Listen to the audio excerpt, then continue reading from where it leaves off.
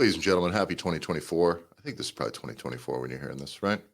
I think that's Yeah. safe to assume. Yeah, it definitely will be. So, happy New Year, y'all. This week at the Gym Owners Podcast, we want to talk about it's kind of our upcoming year.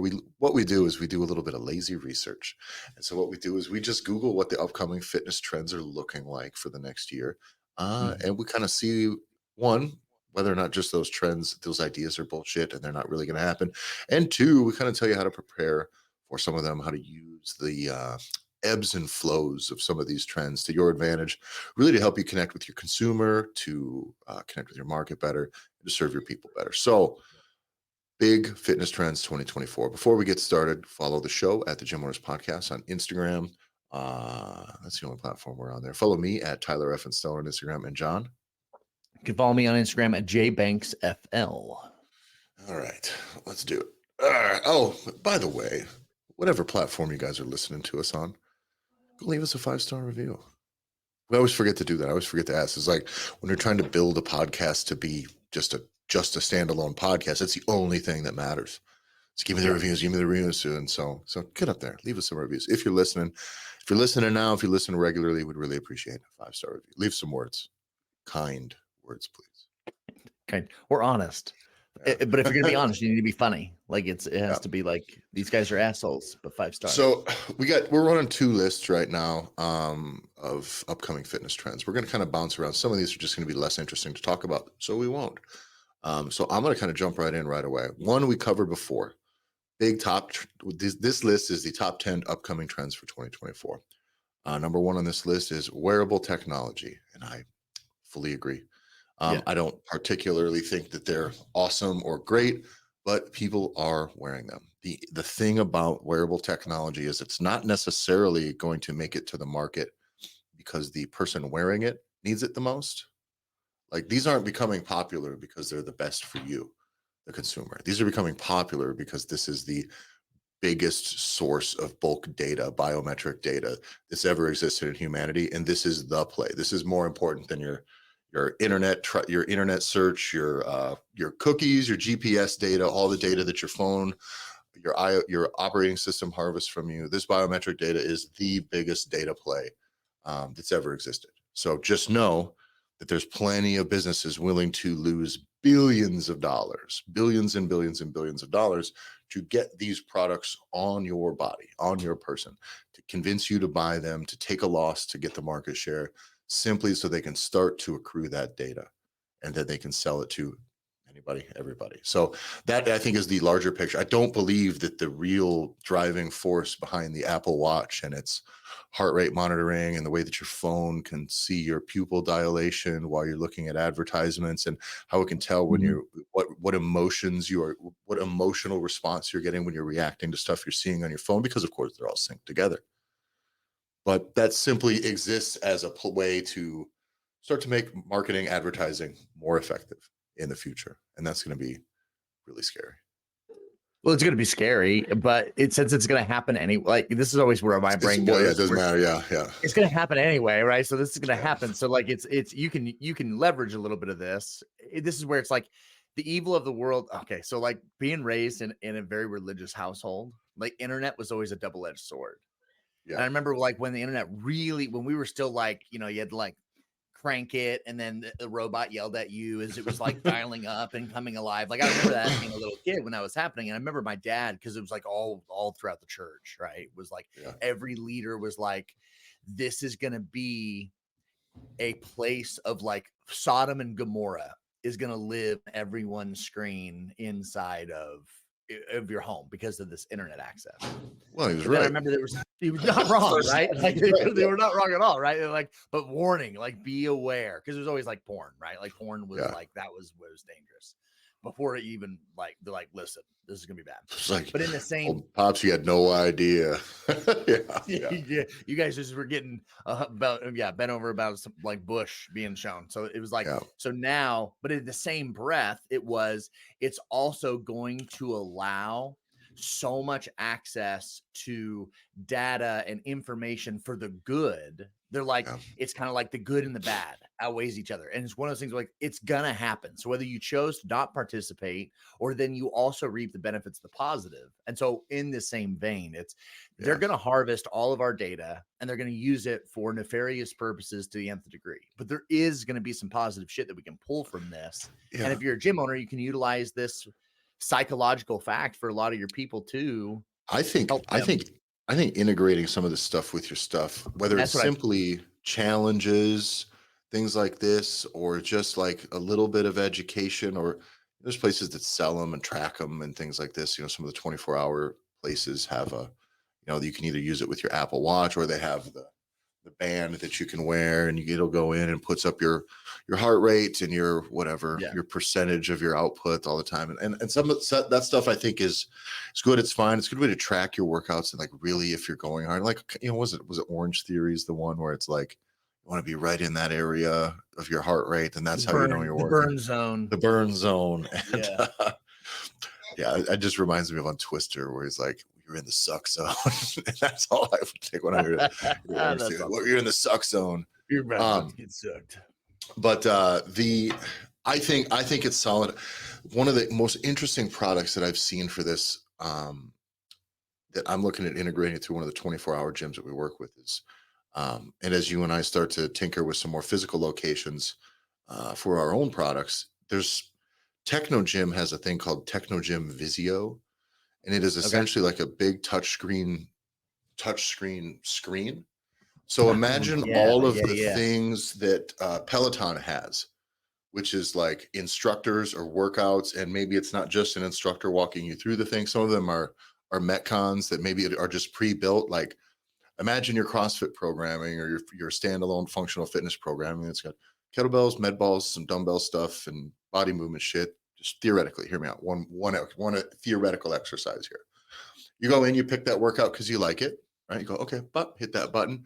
It'll show you demos of each video, what it is, and so Mhm. you'll know exactly what you're doing, and it'll run the timer for you. So you hit a button and it goes 3 2 1, and that runs the timer. It'll count down. So if you're doing rounds where it's do this for 60 seconds and rest for 60 seconds, it's like your coach. Okay. And Yep. this specific product, which I'm meeting with them here this week to talk about how it can get fully integrated, is really kind of cool because your own coaches, you can build a portal through your like a coaching platform as well. So now your coaches in your facility can offer a maybe less time, what's the word, less time consuming, less laborious service, and run it directly through this thing. So now you're like, it can be your coach on there with the demo video, or your coach's workouts going out to that specific client. So now That's remote right. programming and things like this that can normally be done on some of these other apps, your Trainerize and your whatever else is out there, like it's now done in your gym for your gym on a touch screen. I really like the idea. I've been in some places in Europe that had versions like this, and they were like in the functional fitness room. There was like two of them, so like two different people could use them in the aerobics room, and you'd have some down there by the open space as well. You get 3 or 4 of these in your joint, especially if you're not constantly selling coach products. It allows people to be semi-independent, and they can still log their workouts, track their way, all this stuff through that if they want to. And I think it integrates with an app that they can take with them at home. And that is really, really, really cool. And it's my thought is, as a personal trainer, I want people to do my workouts in my gym if they want to. Right. Ones that Right. go, hey, I want to see what Tyler's all about. And they can go on, and instead of having to just pay me, they can kind of try before you buy, if you will. And I can throw out some freebies on there, and they go in and they check it and be like, oh, this guy's stuff's kind of cool. Like the way he does it was fun. That workout crushed me. Like it was really good stuff. And in my opinion, I don't have to then do a bunch of what some of these places do. Once you do like a free session or a discounted session, it's like, nah, all of you try my stuff. And the ones that are about it, it's a perfect leader into getting the one-on-one coaching business, but it's also a great way to focus on getting your clients results. It's Because such a again, cool. the centerpiece of your business should be getting your clients results. And this now is like they're not wandering in the gym, not knowing what to do. They can try that you can say, just do 4 workouts a week on that thing. One of them should be cardio. And And the they'll fact do that it and it's they have a chance to succeed. They don't wander in bored, sit around, pull on some fucking cables ineffectively and leave. the one thing that's crucial is what we're talking about, like, so the nefarious big daddy data that's going to take this over from whether it's Fitbit or Apple Watch or whatever they're going to be, the different wearables. But the idea is that if you can now get the data from your people, because you now have them fully integrated into your system, your coaches, your Mhm. workouts, your movements, and that if it does come with a wearable, it does come with an app where they are tracking it all within that system where your coach lives, your system lives, you now get to see that data. So now you get to Yeah. know what the reps, what the rounds were, what the weight was, like the ability to now have what I always thought was like what a hybrid service really is when you say that word hybrid. And I also love the idea that it's something where that group class type of a workout for people that can't make that group class Yeah. time. How Like, I great is think that that's super also rad. for people who want to train with a friend? And you don't want to just stand Yeah. there and take, not for everybody, by the way. Me and my dudes, we're going to bench, we're going to squat, we're going to rip some dumbbells and do some bro stuff. I don't need a 3-2-1 go stuff because we're men. But, but there is, and I'm just joking mostly, but there is a lot of use, I think, for people who want to come in and train with people, Yeah. that having this thing to be like a focal point, and it's not just this guy telling you how much to do. Like, no, let's just go through this thing, and there's timer, and you can take turns. I think that that's really, really, really sweet. We do certain things. We went in on Christmas, my wife and son and I, to work out. Well, we're not going to go through like a regular workout. You know what I mean? Like, I'm not going to go just do my normal thing because we never really work out together. So Right. there's 16 strength machines, like the metal stack, cable stack strength machines in this gym. 8 upper body, 8 lower body. So we do 40 reps on every machine. That's the type of shit you kind of want to do. It's like, all right, this is the silly thing that we're going to do today. And I think that having something like that as a focal point on the wall is really cool. So wearable technology, I think just integrated technology into your gym is important. You don't got to break the bank to do it, but I think you need to recognize the opportunities. And the one thing to do is be a bit mindful of the popularity and risk with some of these things, because some of these companies Yeah. will just go tits up and they'll never support them again. So you do got to be careful for that. So next one I think is really interesting.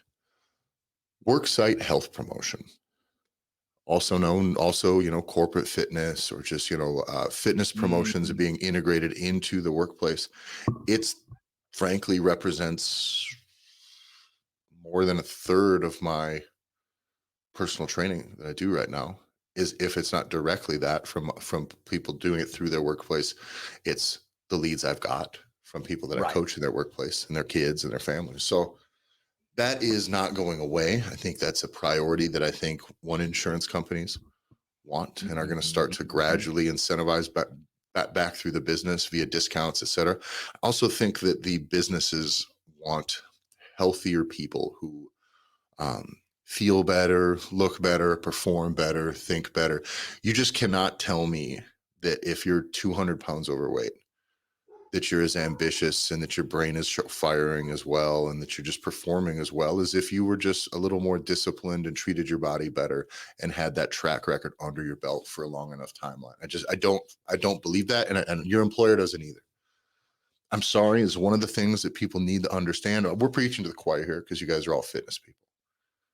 But if I have to hire somebody and they come in and they're like way overweight and slump, it's like, they don't take care of themselves at all, like no effort, versus somebody that comes in and just looks like they're in shape. It would have to be insane, the actual conversation for the in shape person to fuck it up. I mean, they'd have to be so bad for me to choose the other person, because it's like, what are you? I can't even. I don't want to say this, but someone that's like that out of shape and like that disrespectful to their own body. What are they gonna forget? They're gonna leave the place unlocked? Are they gonna steal things? Like, you got no fucking idea when somebody is that. And Frank, I just believe it's a mental illness when you treat yourself like that poorly. And I don't need to hire fucking people that are that close to being unhinged and bring them into my system. I want someone who performs well and is assertive and is confident and has discipline and has character and can be consistent and can do things that are difficult because they pay off in the long run. Those are the types of people you want to hire. Now, if you zoom even further back, right, it is every time that a company, a large company that has, let's say 50 plus employees, to give you the idea, even though it's still small business. But if you start to go into this arena, it's every time somebody utilizes their benefits for health insurance, it penalizes the company, right? So they don't technically want you to have to go to the doctor, have to get Yeah. surgery, have to do those things. This is why even larger companies may have really robust services for health insurance, but they'll have like surgical riders that are separate, like separate services, and that the company will literally invest and work with those surgery centers so that they don't even have to, you don't even go through insurance. It's all cash. It's all handled totally off books, off insurance, and they'll rather go through that and pay and cover you at 100%, pay for you to fly there, surgery, stay at a hotel, because at the end, it benefits the company as a whole to not have their insurance get ran. And if you're listening to this So, outside of the United States, oh yeah, this doesn't make any sense. we know that sounds fucking crazy. That totally does Right. sounds crazy. Whatever. There's no But turning this ship around. because this is a growing thing and this is important, and there are a lot of gym owners that we've talked to over the years that have talked about like, how can I get linked up? I want to be able to have a corporate program. I want to Yeah. get my gym in front of these businesses, because you see this, even if you are international, right? You see the benefit of getting linked up with a company for all the reasons you talked about, Tyler, where if you have, they want a healthier populace working for them, less sick days, more, less depression, all those positive things. Yeah. But in the States, there's very real benefits for them financially. There is a word of caution that I know is been in the back of my mind, because I've sent you a couple things over the last several months about this whole premise of now of what I'm starting to see, especially in the CrossFit space, with a company called True Med, that's coming in and helping gyms qualify to use like prepaid tax dollars to go Mhm. towards their gym memberships. Now, again, overall concept wise, I really dig this idea for someone to be able to be like, well, I'm already going to go to a gym, or I would go to a gym, and now I can lower my taxable income so that the government can't tax me more Yeah. money. Like, I think that overall is awesome. My concern is for gyms and gym owners to start to view this as a viable like revenue stream, because it's subsidized memberships Yeah. through the worst fucking place on the planet, which is the US government. Yeah. Like, Well, that's one of the things where like, yeah, when you start to look at that, you go, what if they just pull the plug on this too? Or what if all of a sudden now there's more verification that needs to be done than the discount that it's dictate, worth? yeah, yeah, Because you're not getting much other than just simply a membership. So it's really the consumer that has to decide to do business with them. Right. And so there's if they get stuck going through a bunch of these hoops, now their relationship with you is tethered to this thing that might suck. I'm all about trying these things. Like I said, I'd always try them. I wouldn't jump in head first. But that is very, I have an uncle who was a dentist for a long career. He's retired a few years ago. And one of the things he always said, he was like, listen, don't be a fucking doctor, be a dentist. And by the way, don't ever let a fucking dentist call themselves a doctor in front of you. It's like when a chiropractor does it. Fuck off, guys. Stop it. Stop it. It's like when someone's like a professor at college with a PhD. Like you can't just call when they have a doctorate. You're like, listen, I'm a you can't doctor. just call yourself a doctor. Fuck off. You're a pretend doctor. You went to school for a long time. And while we all understand that that's a certain class of degree, you're not a fucking doctor. You're a teeth repairman. Okay, let's be real. And so, unless you're an oral surgeon, you're not a doctor. But anyway, this is his words, not mine. So anyway, one of the things that he said, he's like, you definitely should be a dentist. If you're trying to, like, he was always tell the grandkids, like, be a freaking dentist, because like it's easy. You can set your own hours. There's almost never an emergency. And if you have partners in a place that you work at, like you can leave and somebody else can handle an emergency client of yours if something comes in while you're gone. Like it's just not that big of a deal. He spent the Yeah. last 15 years of his career working 2-3 days a week. But he said the best part about it was for the most of his career, the government's completely out of that industry. And insurance companies are almost non-existent in that industry because dental Mhm. insurance really doesn't operate the same way that regular health insurance, and you're For still sure. getting paid and you're not jumping through a bunch of hoops, and it doesn't pollute the system. So be a dentist and tread lightly when it comes to the government being in your business. That's all. Well, and we work dental examples. It's this thing that we're starting to see, like just to have the words of caution. It's talk to physical therapists. Yeah. Talk to people that are mired in just fucking meters and meters of paperwork that's making it Yeah. impossible for them to do their job. There's a reason why people are wanting to do away with that shit. And now it's starting to kind of creep into the physical fitness Well, space. most of us, me, you guys out there, like you got into the fitness industry because there's really not a lot of bureaucracy between you and you starting your business and it existing and you doing your thing. Yep. Like, let's be real. The barrier to entry to getting this thing going does not mean there's a lot of hoops to jump through government wise. It's pretty fucking easy for anybody with the want to get into this business. So definitely don't just make it more complicated than it needs to be. I don't think. So on to the next thing here. We do have fitness programs for older adults. We talked about that in the past. But yes, yes. Gyms for the last 30, 40 years are not built for an aging population. Even if they're built in a way that can serve them, they're absolutely not branded and marketed for that.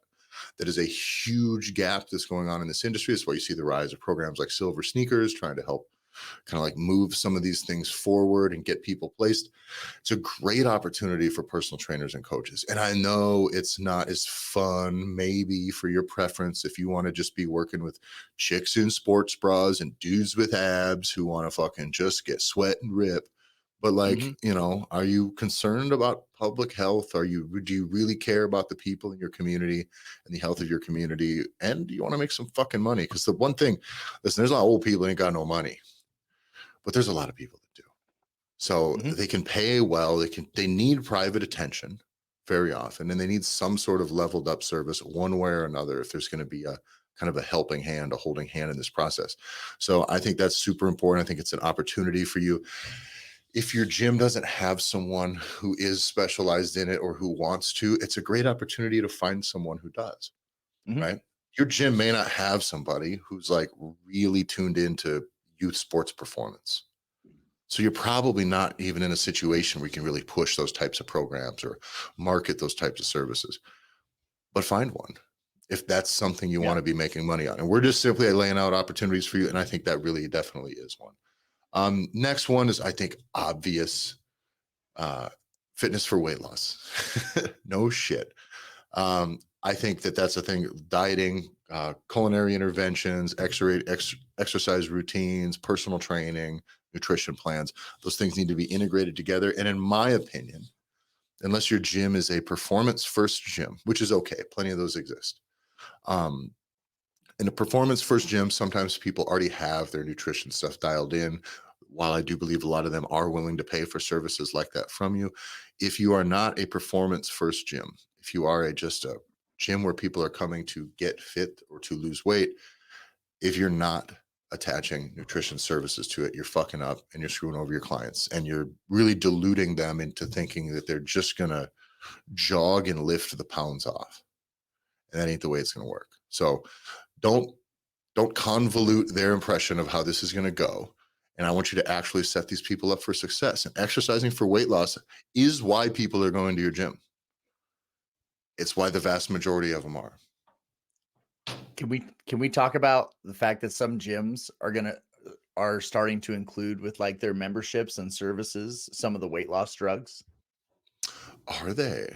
Yeah, so like Lifetime. I just pulled up an article because I Are they knew I had seen partnering it. with doctors? Yeah, so Lifetime is going to pilot what a way obesity to drugs for gym members. Nice. Yeah, so it said Lifetime And president. if I push testosterone on my clients to get started to give them better results, I would be such a super villain. But these motherfuckers, Ozempic's been around for like fucking 9 months, and these motherfuckers are going to just integrate it with their business. Which, by the way, that's your call. I have no problem with the people taking it. We've talked about that in the past. Like if where you're at, go for it. I think the consequences is having it take 3, 4, 5 years to get the weight off physically is probably worse, depending on where you're at. But the crazy thing is you're going to get people that got 20 pounds to lose that are going to go down this irreversible path. And your business is kind of tied to that situation, which is a bit weird. I mean, like I'm not getting fucking like vaccinated every time some new version comes out, simply because it just ain't been around long enough for me to really trust the 20-year track record of such things. There's no fucking way I'm recommending my clients to get on that. At least if a doctor does, fine. But if I'm in that process at all, I just wouldn't feel good about recommending it. But go Because for it, guys.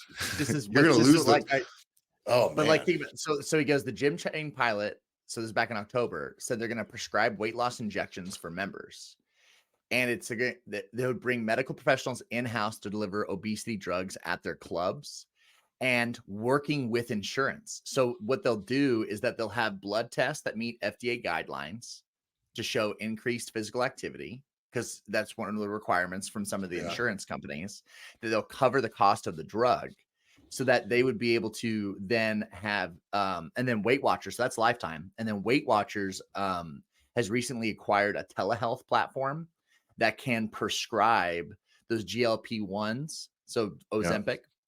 And now that they have it, now people that are part of their program can do that telehealth visit, get the prescription, and then be able to have that access to it. This is the boner pillification of weight loss drugs now. Because that was the thing. Once you could start ordering freaking Hims. Hims or Yep. Blue Chew or whatever, just call Yeah. a doctor and they're like, yeah, we're in, that's really kind of funny. Well, What that's gauge interesting. The thing is, here's the problem. To the person who's got 30 or more pounds to lose, let's Yeah. be real. People have been going to this place and they all fucking lost the weight, dude. They all did it. And that's the service. And that service sounds like a shortcut, and maybe it is. But you know what it is? It's part of the value equation. Gives you a very high likelihood of success and will give you that success in a very short amount of time.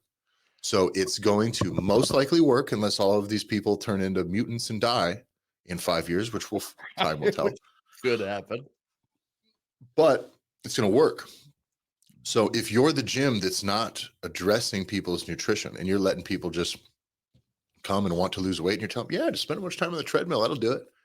And you're if you're an ineffective gym that does not deliver results, know that now there's gyms out there that are thinking less about the client's overall lifetime well-being, that are going to be more effective than you. They just will. In the perception of the customer, these gyms are going to be fucking crushing it. Everybody who goes there is just dumping the pounds, and they all, so and so used to be just fat as fuck, dude, and he looks great at the pool. I'm going there. And because built in, knowing that it has the pharmacy stuff tied into it makes it feel like a shortcut, and I think it's going to make it work better. Of course, because it's think about this too. It's leveraging what we already know about buyer psychology when it comes to like supplementation. But guess what? These are actual supplements that work. So this isn't BCAAs, right? Like this is like, and the principle of the thing is what matters. Let's say it's our spot, Tyler, our spot, and we have a highest level of service, which we help you get your blood test, get you the proper amount of TRT prescribed, get you on, like get you some of those basic things and get your blood work right, in combination with what we're going to do on the training side. It's like, you're about to get a bunch of dudes between the age of 35 and 55 fucking jacked. Yeah, they're all going to go bald and they're all going to have purple skin, but man, are they going to be jacked. Yeah, man. Welcome to the Trend Factory. I think just go the distance with this. Is just tie it in with just straight up steroids. We got to call the guys at DOS Gym and got to let them know, like, guys, listen. If it's telehealth, these people can prescribe anything. Yeah, except the horse stuff. I guess Tren is not really for humans. Tren's a horse steroid, but everything short of that, they can write. But if all the gym needs is a stable, like you could just have a stable out. I got one horse and just a freezer full of Tren and a bunch of angry men fucking and fighting their way through town. The Trend Factory might not be my best gym idea ever. It will be short-lived, but boy, it will be awesome while we do it. Get the MMA. So next on this list, exercise for mental health, and I think that this is the first time in the top 10, and I believe I've shit on this as a branding, as like a centerpiece for your brand, because I think frankly it's a secondary benefit. Mhm. However, it is absolutely crazy for people to not, what's the word? Not address the fact that being in better shape, looking better, will make you feel better. And it's Yes. just, and I think that some people get the cart in front of the horse with this thing, and you start Mhm. selling mental health. Yeah. Hate to break it to you, bitch. Ain't nobody going to you for that. They just ain't. They're gonna go to the doctor. You're not on the top 10 list of places or people. They'd rather fucking call their high school teacher who they hated than just go to some fucking stranger with their fucking mental health shit that's not an actual real mental health professional. But if those of you that want to have an impact on the mental health of your community and want mental health to be one of the primary benefits of working out in your place, and that it's okay to have a welcoming environment and all that good warm fuzzy shit, get people in fucking shape. Yeah. If people are getting in shape and they are losing weight, they will feel better and their mental health comes along. People start to, you get such narrow tunnel vision when people are trying to make their training and their coaching so much about mental health that what they do is nobody gets any results and everybody stays in kind of piss poor condition, but your training is very thoughtful. And then guess what? So and so's still depressed fucking 2 years. They still have anxiety 2 years later because they're still fucking fat and can't do shit, dude. So get them the physical results that they're there for. And I promise you the mental health will come along. But you're sometimes so many people, you get tunnel vision, you're just aiming for the wrong target. Mhm. Okay. It's like the corny shit in the movie. Shoot the fuel tank and the car explodes. Okay. You don't got to shoot out all the stuff and just shoot the fuel tank, the car explodes. Okay. Everything's fine. But that's my There's take just on that stuff. I think it's super important. I think it's one of the most important needs because I think when we found with the COVID lockdown and the pandemic stuff is people being static and people kind of just ordering takeout, a decline in the decline in public physical health that happened over the pandemic, Mhm. had a very serious negative effect on the public's mental health. But that doesn't mean we run at straight at the mental health program from a branding standpoint and from what the training is. Fix the physical health problem and you will fix the mental health problem. You don't got to be such a fucking moody dork about all your shit. You just don't need to be. Okay. And I, I don't want people to hear this thing on here like a mental health. Oh, perfect. Let's be the fucking emotions place. Get the fuck out of here with that shit. and I think you're opening, besides it being kind of gay, it's you are opening yourself up to, there's too much litigiousness that you're Yeah. going to open yourself. Like you guys, it's like God, you you're start not a if you fucking market mental that health stuff, if you expert. market that stuff, and my kid Correct. goes to work out at your place because he's a bit of somebody's kid's a bit of a head case, and they go to work Mhm. out this place and they think this coach is working with him, and something doesn't go right or something, and the kid fucking kills himself. Right. You're gonna eat a colossal plate of shit because you started treading in those waters. Colossal, and it will shut you down. That also those outcomes will fucking be very damaging to your mental health as a coach. So fucking Mhm. take on responsibilities that you're actually equipped for. And I promise the outcomes that you're chasing, you will get. But again, people who can't deliver actual physical results tend to just adopt some guru shit because it's the best way that Yeah. they can do to change the goalposts for you. Now, because it's in the top 10, we know that like what everyone is starting to identify is this is going to become increasingly important. And just what you called out, Tyler, big fucking surprise 4 years post pandemic that mental health is now a significant Yeah. problem that everyone's focused on. Right. So, because we know this is growing, there's so many things that are no shit. Right. Old people are going to continue to matter more. Want to know why? Because there's fucking so many of them. Yeah. No one's Because we're dying not running and out of baby them boomers yet. are now getting old. Right. We either It's got, by the way, you want to solve the old person health problem, either ignore it completely and they'll all go away in a few years, they'll all expire, right. or Mhm. get on board and make some money in the process. Right.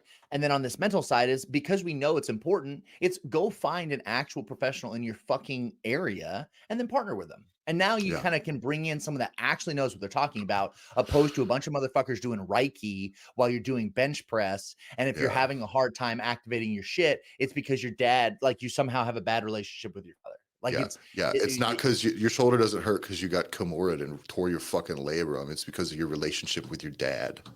right. Yeah, none of that shit. Youth athletic development, huge opportunity. Highly recommend it. In my opinion, it's because the public perception of health. I really think post pandemic and this younger generation has had some fucking lot of fat parents and fat out of shape people that they just really don't want to be. You know, when my Mhm. kid goes to school, he's like, man, you know what I mean? He plays sports and does things, and he's not like a judgmental prick the way that I am, but he's like, there's a lot of people that are built like they're 50 and have diabetes that are Yeah. 15, you know? And so he's just like, nah, nah. And I don't know that we necessarily had maybe as many of those growing up, but what it is you have a couple generations of parents that don't pass any of that understanding along to their kids, you know, and a lot of these foods are new.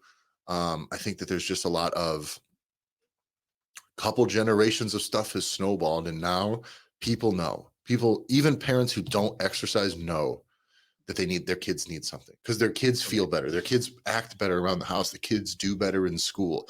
They behave better. They don't come home and rage or eat like shit. Like all of a sudden, a kid that learns to take care of himself, like expend energy in a healthy way, is not doing shit that like I was doing when I was young, you know, Yeah. breaking into cars and smashing windows and, you know, just out doing crime because you're bored. You know, those are not things that these kids need to do because they have a healthy outlet. And I think parents, even unhealthy ones, are willing to accommodate that.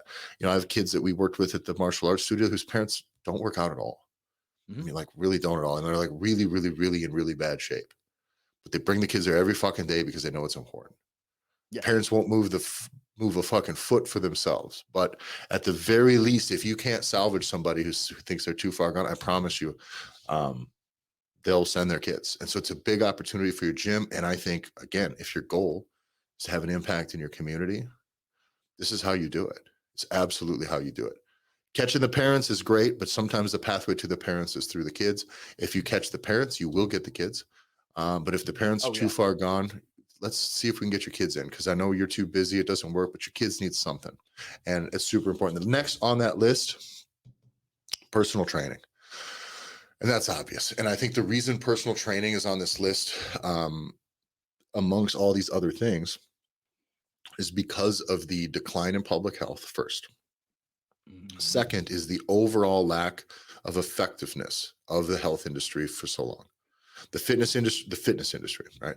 The fitness Yeah. industry has been so ineffective that when people think of joining a gym and just going there by themselves, for all the reasons that going there by yourself can be tough when you're new, Mhm. that's daunting and sounds like something that is very unlikely to work because statistically speaking, it's unlikely to get people results.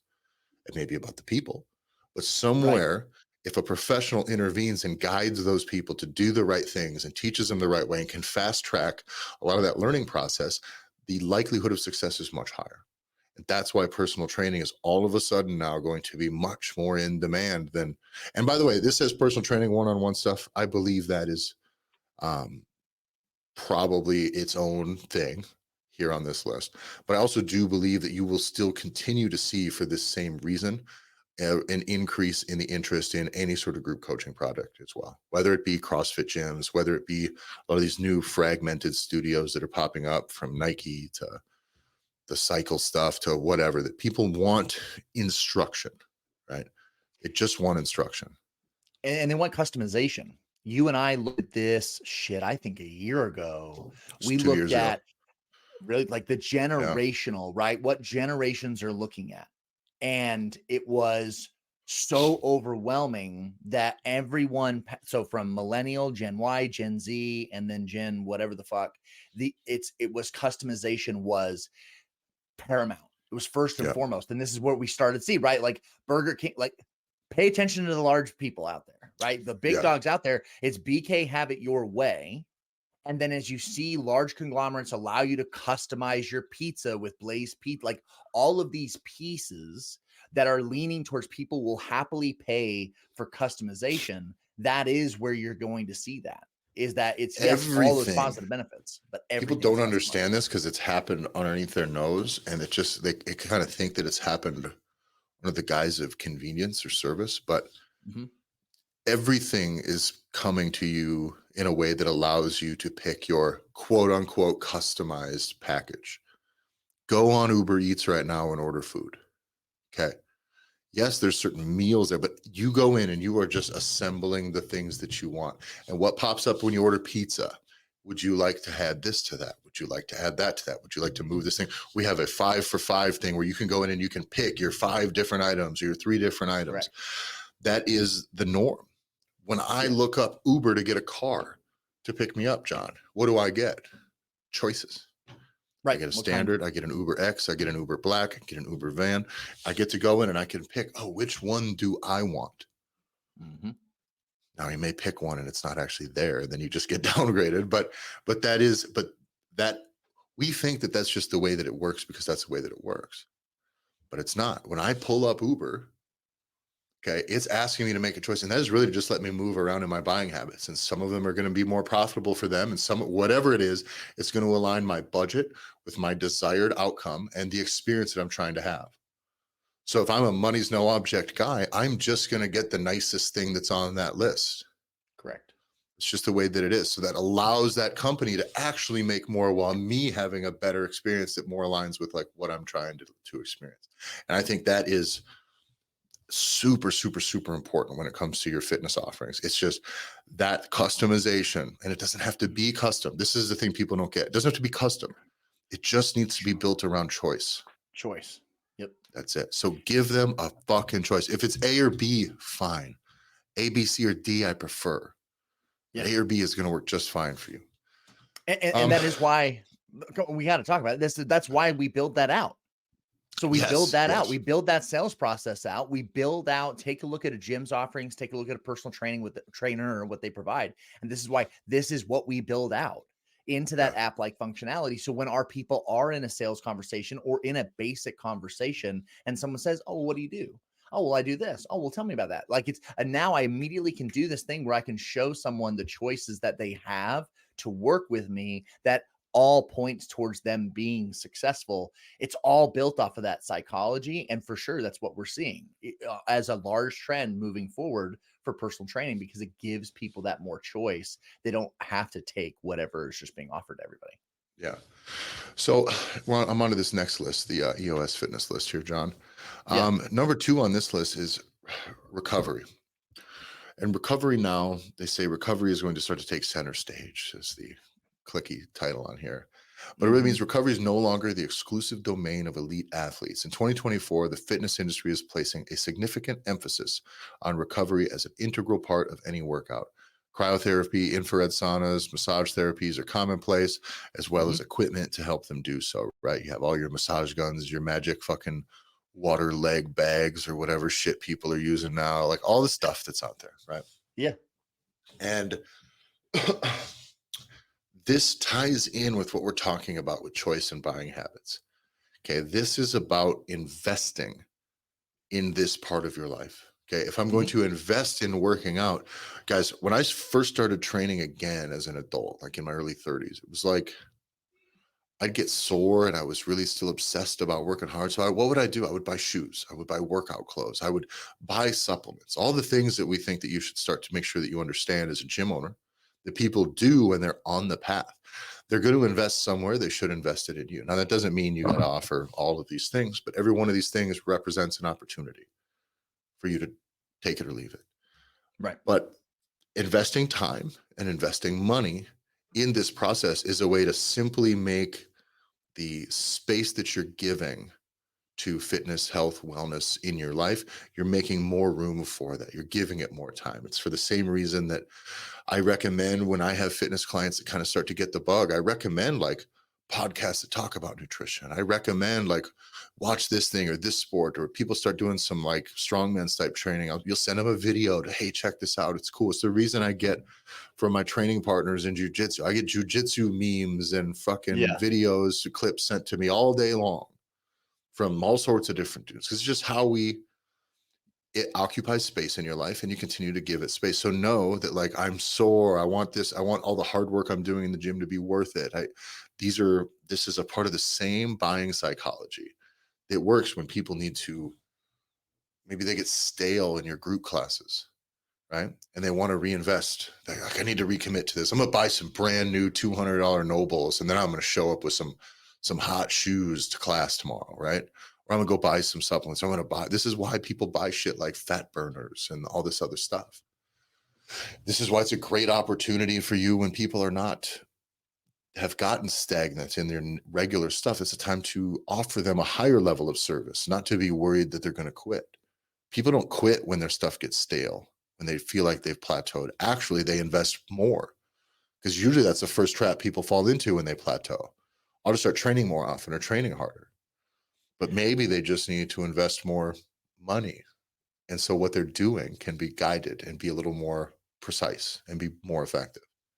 And you do have responsibility to those people that are in your spot, because we talk about this all the time, which is the natural lifetime journey that a client has in fitness over the course of their entire lives. So as people first start getting involved, they're just going to be dipping their toe in the water.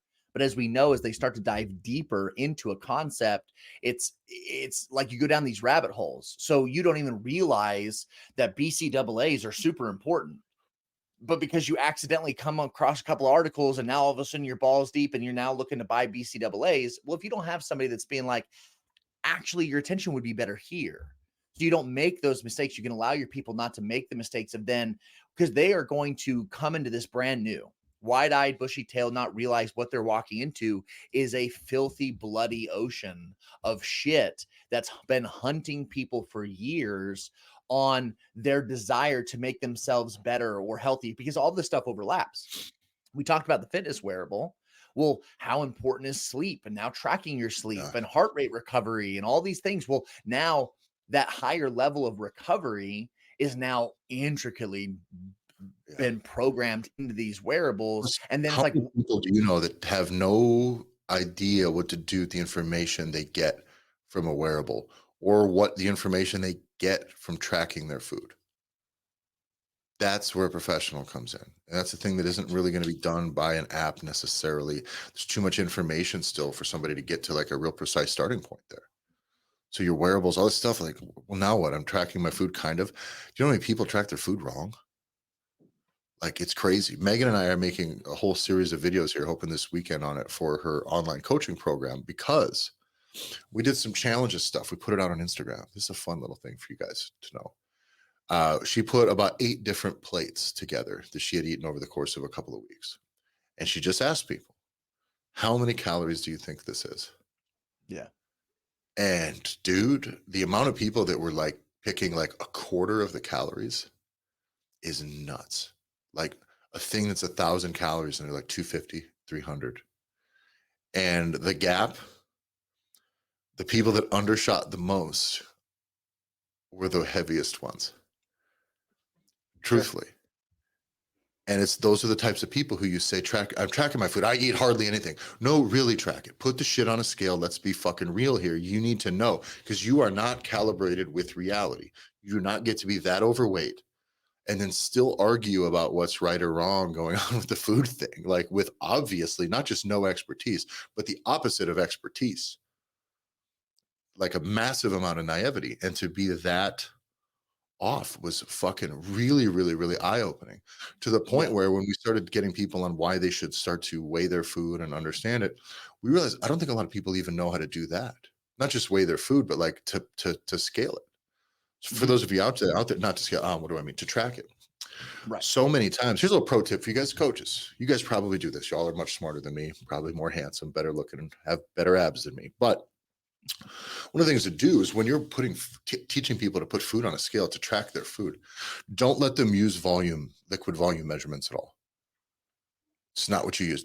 Nothing gets entered in quantities of cup, quarter cup, none of that stuff. Half liter, ounces, none of it gets measured in grams. Mhm. Okay. Because the amount of times I've seen people eyeball butter or say ketchup or a sauce, we have them put the whole plate on the thing. Okay. And then you zero it out, put the meat on. Now you know how much the meat weighs. Potatoes, you can put 1 cup of mashed potatoes with the density. So we learned that with flour. So this is the thing we started to learn Yeah. from making bread is if you just put a cup of bread flour in there, like that can be crazy variance between how dense it is at that moment, right? Or how packed it is when you scoop it up. So you have to do everything by weight. So you throw your potatoes on and you see how much they weighed. So 100 grams of potatoes is what you entered in, and then you're actually accurate. And this is one of those traps where people can fall into it and they start weighing their food and they think they're doing okay and they still aren't. They're putting in all the effort and it still isn't working, and it makes you look bad. So you do need to be thorough in your guidance, and that's one of the ways that I think that a human needs to be involved in this, because most people now can't even navigate the apps. Have you guys used MyFitnessPal lately? Don't. It got so bloated with ads and other services and constantly requesting information and trying to integrate all this other stuff to just become a fucking big stupid tech company that, like, it's Mhm. borderline unusable and super confusing for a normal person. So we don't even use it anymore. We use it as fat secret, and then so far is better. But all roads end to that level of fucking stupid complexity and opportunism on their part, and you'll end up moving to the next thing and to the next thing until somebody. All I need to do is punch it in and know what it is. I'll write it down or give me the ability to make a log. But beyond that, people don't need much more than that because it is too much for them to figure out. Yeah. I derailed that whole thing anyway. Good job, That's all right. guys. What's next on your list? I think that's what I got. Yeah, that's pretty much it here. There's, on the short thing, I do think that they're talking, yeah, this is more tech. I I have so overall for me, these things of you all being empowered with this information is that the most of your people, probably the majority, are getting a steady diet of fear porn on an everyday basis. Everything that they're going to consume from the news and what they watch and what they listen to for the most part is just going to be shit that has been developed to make them feel helpless and make them feel afraid. Whether it is that the avian flu is coming back, everyone is dying of RSV, there's brand new diseases we've never heard of popping up in Portland. Like it's this huge wave of like health crises, right? Childhood obesity is up, people are killing themselves. Like there's all of these problems that exist, and the solutions that they're providing is dog shit. And this is one of the things where every one of you, all of your gyms, wherever you are in the world, you get to be a place that people can take back some control. And Yeah. they have that control of their own life. They can be educated on what they want to eat, where they get that food, how they eat it, what they do with their bodies, like all of these things. It is so contrary to what everyone is consuming on a daily basis that this is why we get so preachy about this idea where it's like you guys have the ability to change your fucking communities and be the tip of the spear because nobody else is going to be fucking doing it. And if you're not willing to take up that mantle, you're failing your people on a monumental scale. Yeah, and I also think that the by the way, how do we come up with that piece of data, John? Is that we look up before we start some of these kind of trend episodes, is we look up health industry, Just fitness. health. We start looking through things. And when you look, guys, go on Google and look up health, and Yeah. all you're going to find is the opposite of it. And so I think that that is a thing that as gym owners, as fitness professionals, you are positioned to start to create fitness as a buffer against disease. Right? It really, and I think that, by the way, that when I took my CrossFit level one, that's the biggest takeaway. Frankly, it's not any of the lifts, it's not any of the things that they do or teach. They teach a thing called the fitness, wellness, sickness, whatever continuum, right? And it's just there just is a spectrum from being completely sick, right? And completely broken, damaged, whatever, whether it's injured, ill, cancer, all of this stuff, and all the way to just being generally well, right? Being okay. And even further down that road is fitness, being truly fit, like being strong, being mobile, having a great cardiovascular health, having great work capacity, being able to do X amount mile, what's your X, whatever fast mile being, all of those markers of fitness. So all you do is you start running whatever markers you have. And the goal there is in being fit is a buffer against all life is going to do is try to every once in a while things will surprise you and it's going to knock you back a little bit. I get sick a couple times a year and it fucking sucks. And I can't train and I get lazy and I just get crushed and you lose muscle and whatever. But if I was fat or out of shape or didn't train, not fit, like that may drag me to a realm in which I will not get back Yeah. out of. I have a client who had to have open heart surgery this last summer. We lost 40 pounds before he had to have the open heart surgery. Like we worked really hard the year going into it because you got to be laid up for 2 months, for a month and a half, and like really, really be taking things slow. And the recovery for that is intense. We are building wellness to fit into fitness, so that if you get in a fucking car accident, it's not the absolute goddamn end of your world. You have a better chance of not being way down on the bottom end of that spectrum. And I think using that as a perspective on how you can market your fitness, how you need to communicate what the real goal is, as long as you're, again, not if you're in performance. If you're in performance, it's like, let's fucking go. You know what I mean? Like we'll trade everything in for a faster 40-yard dash time. Who gives a shit? Mhm. But that's not what we're doing with the general population. The general population doesn't want that. So just know that I think that as as disease becomes the centerpiece of the health conversation, know that fitness is on the opposite side of that spectrum. And that's what we're selling here as fitness professionals. So that's got us wrapped up. Thanks a lot for listening, everybody. We'll see you next week. Follow the show at Gym Owners Podcast on Instagram. Go to gymownersrevolution.com. Get in the Gym Owners Revolution Facebook group. And tell a friend. Follow John at Tyler F. and Stone. Or follow me at Tyler F. and Stone on Instagram. Follow John at JBanksFL. Thanks for listening.